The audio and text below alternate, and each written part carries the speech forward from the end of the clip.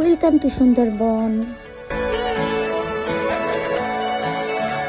মাত্র ৪,১৬০ টাকায় বনের ভিতর এত সুন্দর একটা ইকো রিসোর্টে থাকা, ৪ বেলা খাবার, যাতায়াত, দারুণ সাইট সিইং আর বিখ্যাত করমজোট জার্নি। এর পাশাপাশি আর কি সুযোগ সুবিধা পাচ্ছেন, কিভাবে যাবেন, আমাদের থাকার খাওয়ার অভিজ্ঞতা কেমন ছিল, সবকিছু নিয়ে থাকছে আমাদের আজকের ব্লগ। যারা আমার চ্যানেলটি এখনো সাবস্ক্রাইব করেননি তারা অবশ্যই আমার চ্যানেলটি সাবস্ক্রাইব করে দেবেন আর ভিডিওটি অবশ্যই শেষ পর্যন্ত দেখবেন। চলেন তাহলে শুরু করা যাক আমাদের ব্লগটি। আমাদের বাসটি ছিল ঢাকা গাবতলী বাস স্ট্যান্ড থেকে রাত 11টায়। ঢাকা শহরের জ্যাম তো সবারই জানা, তাই কোনো রিস্ক না নিয়ে আমরা রাত 10টা 15-র মধ্যেই একটা সিএনজি করে গাবতলী বাস স্ট্যান্ড পৌঁছে যাই। লেট হওয়ার কোনো চান্সই রাখতে চাইনি, এই জন্যই আমরা সময়ের আগেই বের হয়েছিলাম।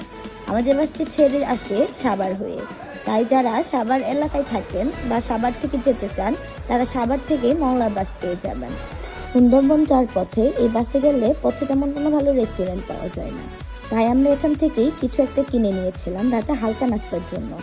এরপর সময় ছিল বেশ খানিকটা, তাই আশেপাশে ঘুরে ঘুরে ডিম, ঝালমুড়ি, ভেলপুরি এসব খাচ্ছিলাম, কারণ আমরা সময়ের অনেক আগেই চলে এসেছিলাম। কিছু একটা করে সময় তো কাটাতে হবে। আমাদের বাসটা রাত 11টায় আসার কথা থাকলেও কিন্তু বাসটা 30 মিনিট লেটে এসে পৌঁছায়।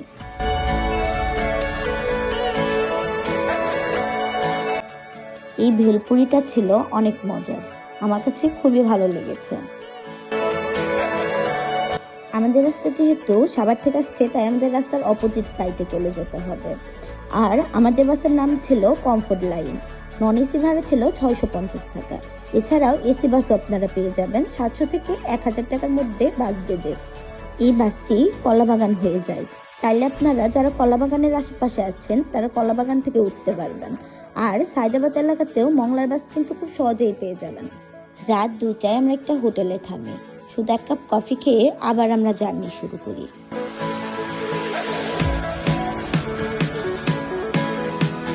4:45-এর মধ্যেই আমরা মংলা পৌঁছে যাই।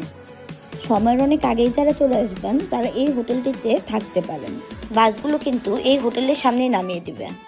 আমরাও যেহেতু অনেক আগে চলে এসেছি, তাই ভাবলাম আগে নাস্তা করে নিই, তারপর রিসোর্টে ফোন দিয়ে জানবো কি হয়।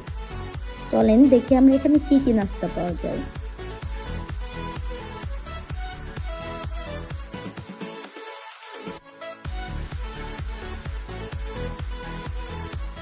এখানে পরোটা ছিল 15 টাকা পিস, ডাল সবজি ছিল 30 টাকা আর ডিম ছিল 20 টাকা।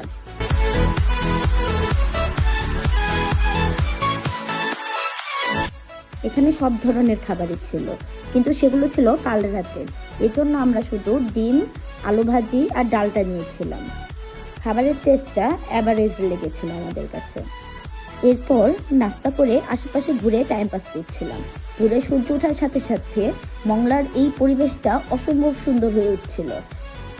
রিসোর্ট থেকে জানানো হয় 12টার আগে বোর্ড আসবে না, যা আমাদের আগে থেকে বলা হয়নি বা বুকিংয়ে লেখা ছিল না। আমরা খুবই হতাশ হয়ে পড়ি, বছরের প্রথম ট্রিপটা মনে হয় নষ্ট হতে যাচ্ছিল, কিন্তু তারা তারপর জানায় তাদের বাই রোডে রিসোর্টে যাওয়ার ব্যবস্থা করা যাবে। আর উপায় না থাকায় আমরাও রাজি হয়ে যাই। যদি বোট জার্নি মিস করেছিলাম, মনটাও ছিল খারাপ। সকালের এই বোট জার্নিটা ছিল অসম্ভব সুন্দর। আমি এই বোটে করে যাচ্ছি একটা গ্রাম পর্যন্ত। ওই গ্রামে নেমে ওইখানে আমাদের রিসোর্ট পর্যন্ত যাওয়ার জন্য একটা অটো আছে, আমরা সেই অটোতে ওইখান থেকে যাব আমাদের রিসোর্ট পর্যন্ত। সুন্দরবন বাংলাদেশের দক্ষিণ ও পশ্চিম ভারতের পশ্চিমবঙ্গের সীমান্তে বিস্তৃত বিশ্বের সবচেয়ে বড় ম্যানগ্রোভ বন। এই বনটি শুধু প্রাকৃতিক সৌন্দর্যের জন্যই নয়, বরং ইতিহাস ও জীবন বৈচিত্র্যের অনন্য ধন হিসেবে বিখ্যাত। সুন্দরবন শতাব্দীর পর শতাব্দী ধরে মানুষ ও প্রকৃতির এক অটুট সম্পর্কের সাক্ষী। এই বনের মধ্যে বসবাস করে আসছে বাঘ, হরিণ, বানর, জলহস্তি এবং বিভিন্ন প্রজাতির সামুদ্রিক মাছ ও কাঁকড়া। পাখির সংখ্যাও অভাবনীয়, প্রায় 300 প্রজাতির পাখি এখানে বসবাস করে, যার মধ্যে আছে সাদা তিমি, কোকিল, আড়ম্বরপূর্ণ মাছরাঙা, হরিয়ালু, শঙ্খরাজ ইত্যাদি। আপনাদের রিসোর্ট পর্যন্ত যেতে কিন্তু অসংখ্য রিসোর্ট চোখে পড়বে আপনাদের। গ্রামটার নাম হচ্ছে পশ্চিম চাংমারি।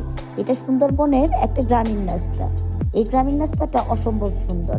ফার্স্টে যদিও মনে হয়েছিল বোর্ডের নাশি মিস করেছি, কিন্তু এখন মনে হচ্ছে না, আলাদা একটা অভিজ্ঞতা হলো আমাদের। আপনারা 50 টাকাতে প্রথমে চাংমারি নামবেন, ওইখান থেকে 50 টাকাতে চলে আসবেন আপনাদের রিসোর্টে। সুন্দরবনের সব রিসোর্টগুলো কিন্তু এই একই এরিয়ায়। ফাইনালি আমরা পৌঁছে গেছি আমাদের রিসোর্ট গহনে। গহন রিসোর্টটা মাত্র 2 মাসের, একদমই নতুন, 2026 সালে ওপেন হয়েছে, যে কারণে আমাদের হয়তো বোর্ড নিয়ে মিসআন্ডারস্ট্যান্ডিং হয়েছে। এখন দেখা যাক বাকিটা কি হয়। ওনারা আমাদের কাছে যদিও অনেকবার সরি বলেছে, দুঃখ প্রকাশও করেছে, যে কারণে আমাদের আর লেট করা নিয়ে রুম দিয়ে দিয়েছে। রুমের ফর্মালিটিসগুলো কমপ্লিট করার পরই চলে আসলো আমাদের ওয়েলকাম ড্রিঙ্কস। এটাই হচ্ছে আমাদের রিসেপশন এরিয়া। পুরো রিসোর্টের ভিডিও আপনাদের একটু পরেই দেখাবো। এখন চলুন আগে রুমে চলে যাই। চেক ইন 12টায় থাকলেও আমরা কিন্তু 8টার মধ্যেই রুম পেয়ে গিয়েছি। আমরা কিন্তু চলে এসেছি আমাদের রিসোর্টে। চলেন আমরা আপনাদের নিয়ে আমাদের রুম ট্যুরটা করে ফেলি। আমাদের রুমের নাম গরান কুটির।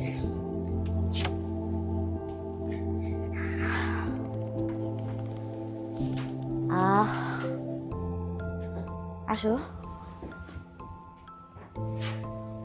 এটা হচ্ছে আমাদের ডুপ্লেক্স, 7 ডুপ্লেক্স। এর পাশে একটা মিরর। এটা কি বারান্দা?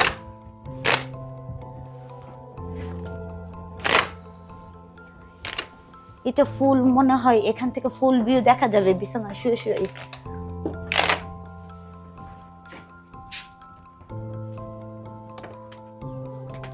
এটা হচ্ছে বারান্দা।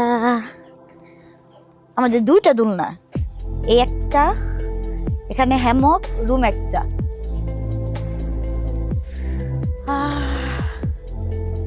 কত প্রতীক্ষার পর ফাইনালি আমরা পৌঁছে গেছি আমাদের কাঙ্ক্ষিত জায়গায়। চলেন, আমাদের যেহেতু সেমি ডুপ্লেক্স, আমাদের উপর একটা, আমাদের উপরে আরেকটা রুমের ব্যবস্থা আছে। এখানে আপনারা 4 জন আসলে ইজিলি থাকতে পারবেন। তাছাড়াও 4 জনের বেশি হলেও হয়তো বা থাকা যাবে। এই পাশটায় সব লাগানো, কাম। এই পাশটা সুন্দর একটা বারান্দা। দোলনার হ্যামকটা এই দোতলায় দিলে সব থেকে বেশি ভালো হতো। আমি এর আগে যে বনবাসে ছিলাম তখন হ্যামকটা দোতলায় ছিল, দোলনাটা নিচতলায় ছিল। দোতলায় মানে হ্যামকটা দিলে সুন্দর একটা ভিউ পাওয়া যাইতো, নিচে জাস্ট বারান্দা থাকলেই হইতো, আমার ওপিনিয়ন। এখন তাদের রিসোর্ট তাদের মতো দিয়েছে, আমার কি। এখানে কিন্তু সুন্দর একটা বেড আছে, যেখানে আপনার অনায়াসে 2 থেকে 3 জন থাকতে পারবেন। এইখানেও কিন্তু আপনাদের কিং সাইজ একটা বেড আছে। বেডটা মোটামুটি ভালো কমফোর্টেবল। এখানে আপনি ইজিলি 2 থেকে 3 জন থাকতে পারবেন। এখানে কিন্তু আলনার পরিবর্তে সুন্দর একটা র‍্যাক দেয়া আছে। এই পাশেও একটা জানলা আছে, যেটা থেকে আপনার বাইরের ভিউটা সুন্দরভাবে দেখা যায়। এটা হচ্ছে সামনের ভিউ রুম থেকে। এই পাশেও একটা আছে, তাই আমি আর খুলে দেখালাম না। এই পাশে রুমের যে অ্যাক্সেসরিজগুলো থাকে সেগুলোই আছে। এখানে 2টো সুন্দর কাপ থাকলেও কিন্তু চা বা কফি ছিল না, যদিও পরে তারা চা কফি দিয়ে গিয়েছিল।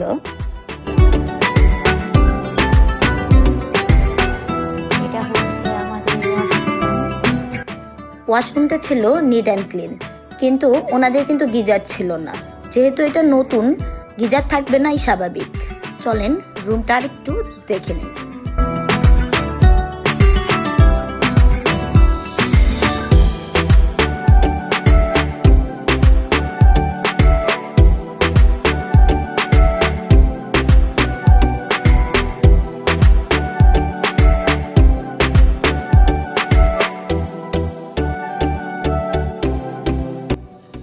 হ্যালো গহন, আপনাদের সকলকে গহনে স্বাগত। চলেন আমরা এখন হচ্ছে দুপুরের খাবার খেয়ে নেই। এটার উপরে, রিসেপশনের উপরে কিন্তু ওনাদের রেস্টুরেন্ট। আসেন। রিসোর্টটা ছিল পুরো ফাঁকা, আমরা ছাড়া রিসোর্টে আর কোনো গেস্ট ছিল না। আমার কিন্তু খুব ভালোই লাগছিল, পুরো রিসোর্টটা আমার নিজের ফিল হচ্ছিল। রিসেপশন সাইডটা সত্যিই অনেক বড়। এখানে বন্ধু বা পরিবার নিয়ে এলে খুব মজা পাবেন। অনেক বড় স্পেস পাবেন, একটা সুন্দর দোলনাও আছে, চাইলে শুয়ে বসেও কিছু সময় কাটাতে পারবেন যদি রুম পাওয়ায় একটু দেরি হয়। এখানে ক্রামও আছে, বন্ধু বান্ধব বা পরিবার নিয়ে আসলে আপনাদের রুম পেতে দেরি হলে ইজিলি এখানে সময় কাটিয়ে দিতে পারবেন। বলেছিলাম হ্যাঁ, কারণ এটা কি মাছ? দাঁতি না, আমি এই মাছটা খাই না, এর জন্য এটাই দিতে বলছে। আর ডাল এখানে ভাই একটু দেখান।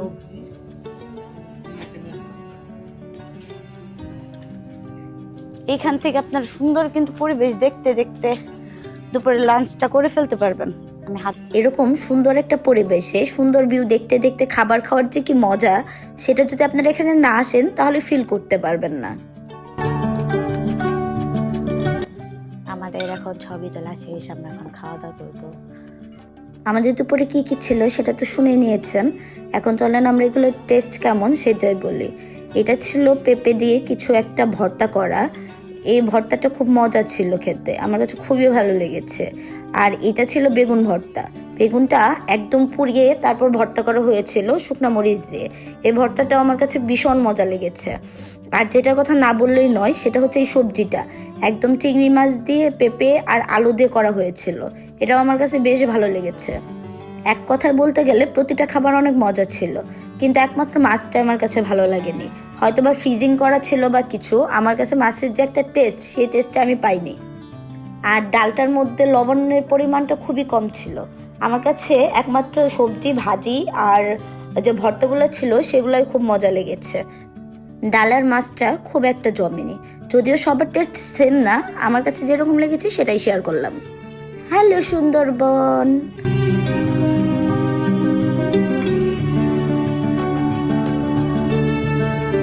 যারা আমার মতো ছবি ভিডিও করতে ভালোবাসেন তাদের কাছে এই রিসোর্টটা অনেক ভালো লাগবে, কারণ এখানে অনেক অ্যাস্থেটিক ছবি ভিডিও করা যায়।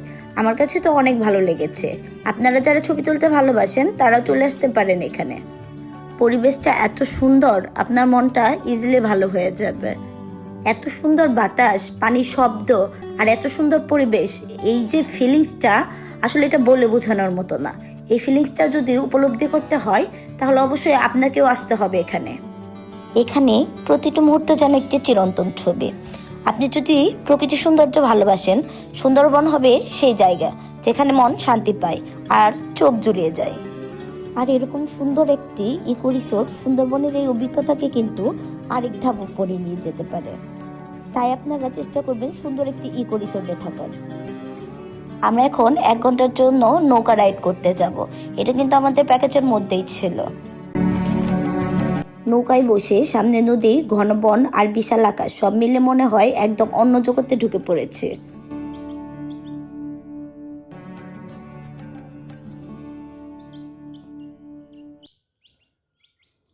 কি সুন্দর পাখির কিচিরমিচির শব্দ শোনা যাচ্ছে, শুনতে পাচ্ছেন আপনারা? এখানে কিন্তু অনেক ধরনের প্রাণীও দেখতে পাবেন। 1 ঘন্টা আমরা পুরো পরিবেশকে খুব সুন্দরভাবে উপভোগ করেছি। আমরা বিকেলবেলা সুন্দরবনের গ্রামীণ রাস্তায় বের হয়ে পড়েছি। আশেপাশে আমাদের আরো বেশ কয়েকটা কটেজ আছে। আমরা হাঁটতে হাঁটতে চোখে পড়লো আমাদের দি ফরেস্ট সুন্দরবন রিসোর্ট। এই একই রাস্তায় আশেপাশেই কিন্তু সব রিসোর্টগুলো অবস্থিত। আমরা একটা তেঁতুল গাছ পেয়েছিলাম, সেখান থেকে আমরা তেঁতুল পাড়া ট্রাই করতেছি। আমরা কিন্তু তেঁতুল পাড়াতে সাকসেস হয়েছি। আবার ভাববেন না আমরা চুরি করেছি, আমরা অনুমতি নিয়ে পেরেছি। আমরা ঘুরতে ঘুরতে একটা ফলের দেখা পেয়েছি। এটা কি ফল? এটা হচ্ছে সুন্দর গাছে সুন্দরী ফল। সুন্দরী সুন্দরী গাছে তো তা কাটা কেন? আমার পার্সোনাল ফটোগ্রাফার কোথা থেকে যেন এই ফুলটা আমাকে এনে দিয়েছিল। এই গোলাটা যে দেখছেন, এখানে কিন্তু ধান রাখা হয়, প্রাচীনকাল থেকেই যে ব্যবহার করা হয়ে আসছে, যদি এখন আর এই গোলাগুলো খুব একটা চোখে পড়ে না।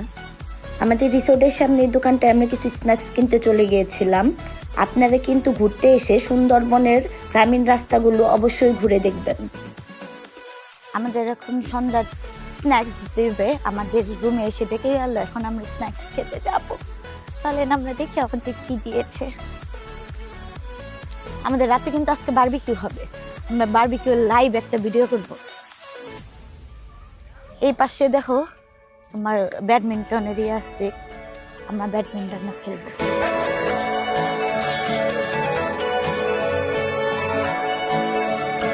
আমাদের সন্ধ্যায় নাস্তায় ছিল চিকেন পাস্তা। পাস্তায় গাজর আর পেঁয়াজের যে সবুজ পাতা থাকে সেটা দিয়েই রান্না করা হয়েছিল। টেস্ট ছিল একদম 10-এ 10। সত্যি বলতে এটা এখন পর্যন্ত আমার খাওয়া সবচেয়ে বেস্ট পাস্তা। তারপর আমরা একটু চা খেয়ে চলে যাই ক্রাম খেলতে। এখানে সন্ধ্যাটা আমার খুব সুন্দর কেটেছিল।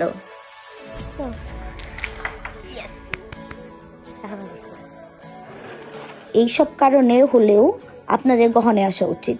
দেখেন তো কত সুন্দর করে ব্যাডমিন্টন খেলার ব্যবস্থা করে রেখেছে। আরেকটা জিনিস আমার খুব ভালো লেগেছে, খাবারের টাইমিং একদম সময় মতো খাবারের জন্য আমাদের ডেকে দিয়েছে। ঘুরতে যাওয়ার সময় ঠিক মতো সময় জানিয়ে দিয়েছে। আমরা শুধু বলেছিলাম ব্যাডমিন্টন খেলবো, ওরাই সব রেডি করে আমাদের ডেকে দিয়েছে।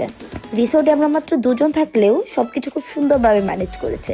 সার্ভিসটা সত্যিই প্রশংসার যোগ্য।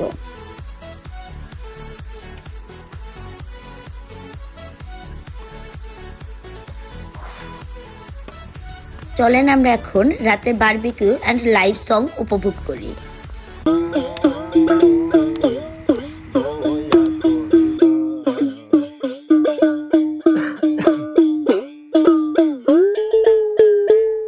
বলে রে লালো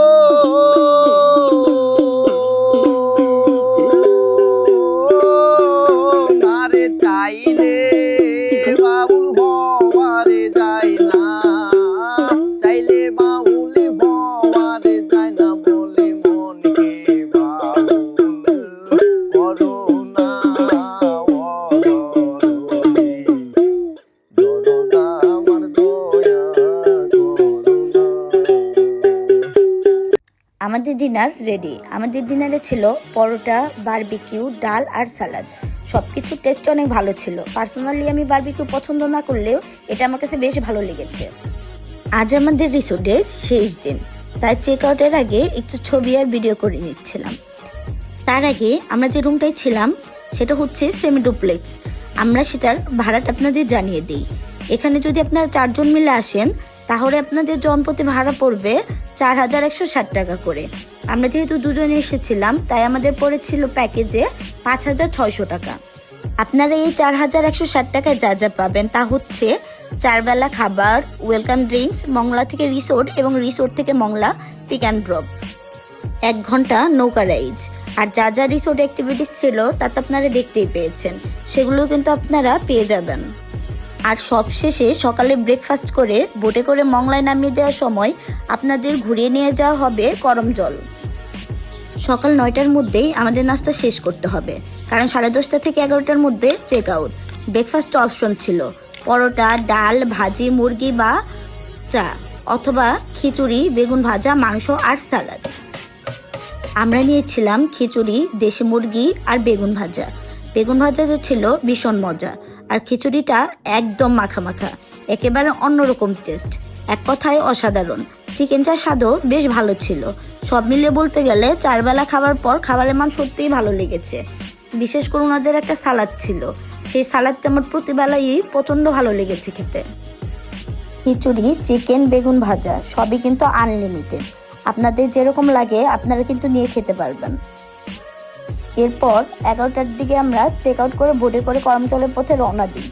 রিসোর্ট থেকে মংলা পর্যন্ত পুরোটি পথই এই বোটে। আসার সময় বোটে আসতে না পারার যে আফসোসটা ছিল, ফেরার সময় সেটা একদমই দূর হয়ে গেছে। দুপাশে সুন্দর সুন্দর রিসোর্ট আর ঘন বন, মাঝখান দিয়ে নদী। এই বোট জার্নির অনুভূতিটা পেতে হলে আপনাদের অবশ্যই আসতে হবে। আপনাদের বোট জার্নিটা মন ছুঁয়ে যাবে, এটা আমি নিশ্চিত করে বলতে পারি। মাত্র 1 ঘন্টাতেই আপনারা পৌঁছে যাবেন করমজলে। আমরা পৌঁছে গেছি করমজলে। এখানে ঢুকতে হলে আগে টিকিট কাটতে হবে। পর্যটকের এন্ট্রি ফি ছিল 46 টাকা, আর স্টুডেন্টদের 23 টাকা, আর ফরেনারদের জন্য 576 টাকা। করমজলে ঢুকতেই সবার আগে যে জিনিসটা সবচেয়ে বেশি চোখে পড়বে সেটা হলো বানর। সুন্দরবনের জীববৈচিত্র্য সংরক্ষণ এবং পর্যটকদের বন্যপ্রাণীর সাথে পরিচয় করিয়ে দেওয়া হয় এই করমজলেই। এখানে আপনারা হরিণ দেখতে পাবেন, তাছাড়া বিভিন্ন প্রজাতির প্রাণী কিন্তু দেখতে পাবেন, পাখি দেখতে পাবেন। তাছাড়াও এখানে আছে বিভিন্ন প্রকার সাপ, কুমির। 1995 সালে বন বিভাগ এখানে হরিণ প্রজনন কেন্দ্র ও লুনা পানির কুমির প্রজনন কেন্দ্র স্থাপন করে। এখানে যে সুন্দর কাঠের টেল বা ওয়াকওয়ে দেখছেন, এটা দিয়েই বনের ভেতর পর্যন্ত হেঁটে চলে যাওয়া যায়। এছাড়া এটার ভেতরে কিন্তু সুন্দর একটি ওয়াচ টাওয়ার আছে। বন্যপ্রাণীর প্রতিকৃতি ও ম্যানগ্রোভ বনের প্রাকৃতিক পরিবেশ অন্যতম আকর্ষণ। এই হচ্ছে ওয়াচ টাওয়ার। এটার একদম উপর থেকে চারপাশের পরিবেশটা খুব সুন্দরভাবে দেখা যায়। এই পাশে যেটা দেখতে পাচ্ছেন, এটা হচ্ছে ঝুলন্ত ব্রিজ। আমরা এখান থেকে নেমে আপনাদের ঝুলন্ত ব্রিজে নিয়ে যাব। এই হচ্ছে ঝুলন্ত ব্রিজ। এখানে কিন্তু আপনারা সুন্দর সুন্দর ছবি ও ভিডিও করতে পারবেন। আর এই ব্রিজের নিচ দিয়ে চলে গিয়েছে একটা নদী বা খাল। গরম জলে কিন্তু আপনারা এক রাস্তা দিয়ে ঢুকে আরেক রাস্তা দিয়ে বের হতে পারবেন। এটা পুরোটা ঘুরতে আমাদের সময় লেগেছে 40 মিনিট। আমরা রেস্ট নিয়ে নিয়ে এগোচ্ছিলাম। এই রাস্তাটা হচ্ছে বের হওয়ার রাস্তা। আমরা যে বোর্ডে এসেছি সেই বোর্ডটাই কিন্তু এখন আমাদের মংলা স্টেশনে নামিয়ে দিবে। মংলা নামার সাথে সাথেই 4160 টাকার প্যাকেজটি শেষ হয়ে গেল। আজকের মতো সুন্দরবনের ভিডিওটি এখানেই শেষ করছি। এখন আমরা রওনা দিচ্ছি খুলনার পথে। খুলনার ব্লগটাও খুব শীঘ্রই আপনাদের সাথে শেয়ার করব, তাই আমাদের চ্যানেলের সাথেই থাকুন। আর এখনো যারা আমার চ্যানেলটি সাবস্ক্রাইব করেননি, সাবস্ক্রাইব করে দিন। আজকের মতো এ পর্যন্তই, টাটা।